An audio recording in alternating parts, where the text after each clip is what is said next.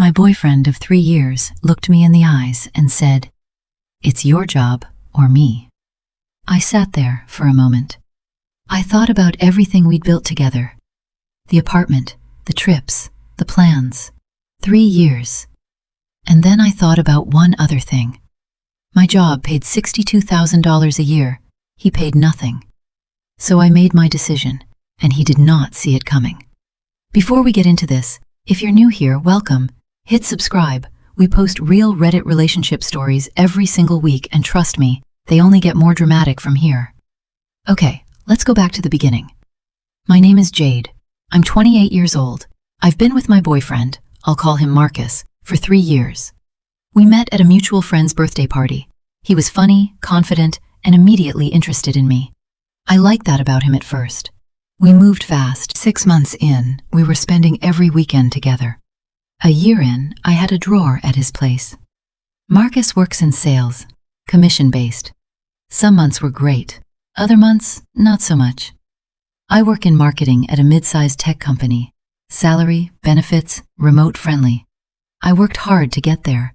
The job was important to me, not just for the money, but because I'd built something. I had a team. I had projects I was proud of. I was being considered for a senior role. For the first 2 years, Marcus was supportive. He'd brag about me to friends. "Jade's crushing it at work."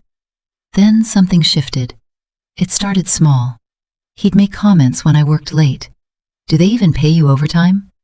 He'd get quiet when I mentioned a work dinner. "Who's going to be there?" He'd ask why I talked about my manager, a man, 38, married, so much. I'd explain. He'd say he was fine, but he wasn't fine.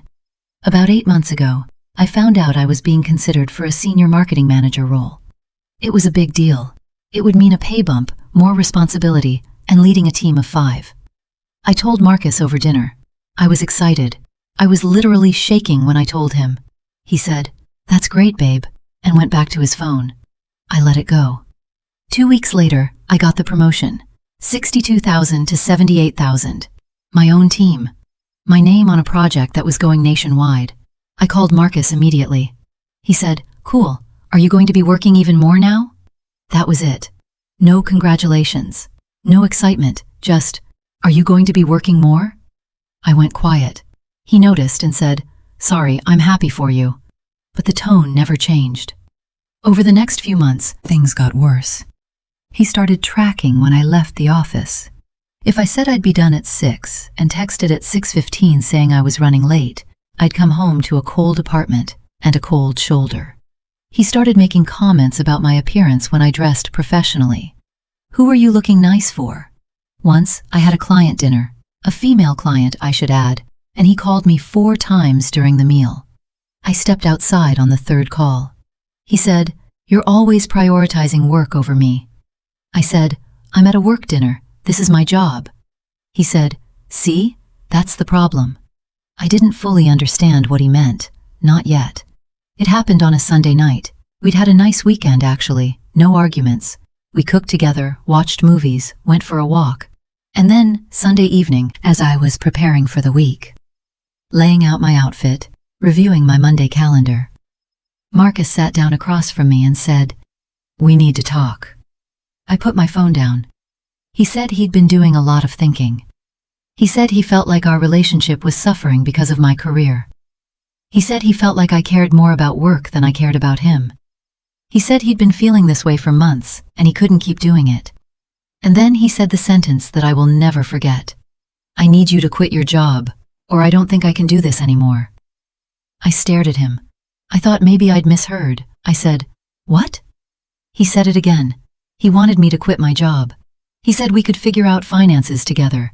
He said I could find something part-time, something less demanding. He said if I loved him, I would do this. I asked him, calmly, because I was in genuine shock. "Why?"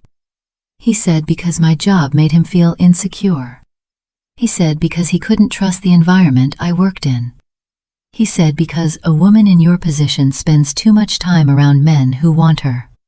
I let him finish. I didn't yell. I didn't cry. I looked at him and I said, "I need a few days to think." He nodded. He seemed satisfied. like he thought that meant I was seriously considering it. I was, just not in the way he expected. If you're watching this and your jaw is on the floor, same. And it gets better. Make sure you're subscribed so you don't miss the update at the end. Over the next 3 days, I did something I'd never done before. I wrote everything down. Not a pros and cons list about the relationship. A timeline.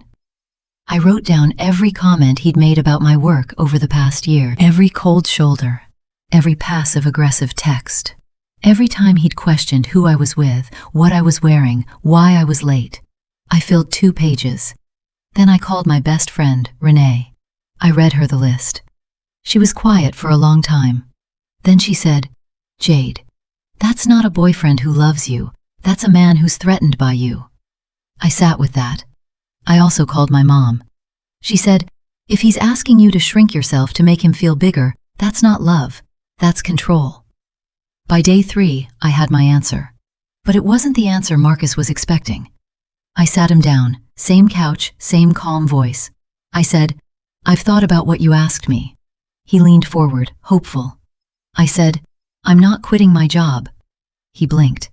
"But I am ending this relationship." The color drained from his face.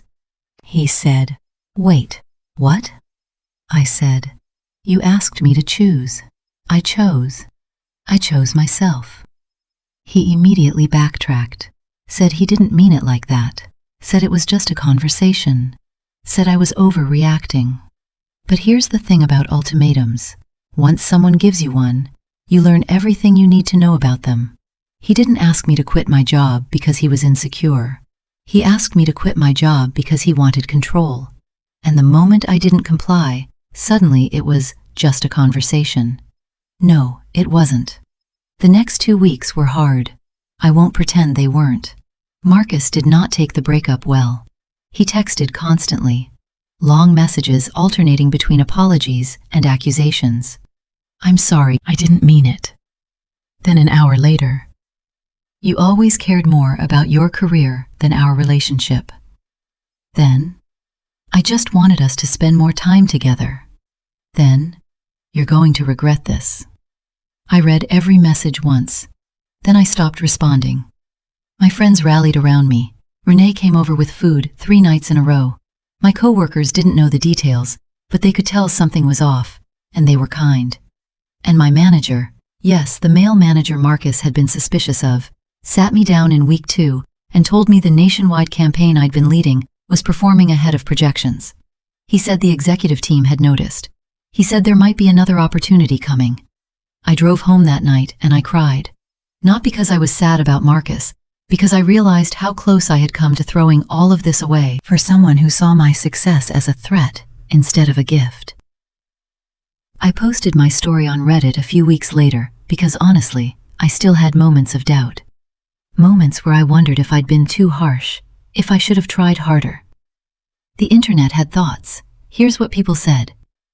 "You didn't lose a boyfriend. You lost a ball and chain disguised as a relationship." The moment he said, "If you loved me, you'd quit," he told you everything. Love doesn't ask you to become less. 3 years, and his response to your promotion was, "Are you going to work more now?" That's not a partner. That's a liability. I had an ex like this. I quit a job I loved for him. 3 months later, he broke up with me anyway. Do not do this. Do not ever do this. The fact that he called it just a conversation the second you said no is the most telling part. He knew it was wrong. He just didn't think you'd call his bluff. You're 28 with a senior role and a team. He's 28 with insecurity and a commission check. You made the right call. That last one made me laugh out loud. But honestly, all of them helped. Because sometimes you need the outside perspective to confirm what you already know inside. I made the right call. Now for the update. And yes, there is an update. 6 weeks after the breakup, Marcus started dating someone new. How do I know?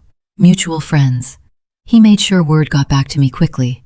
I think he wanted a reaction. He didn't get one.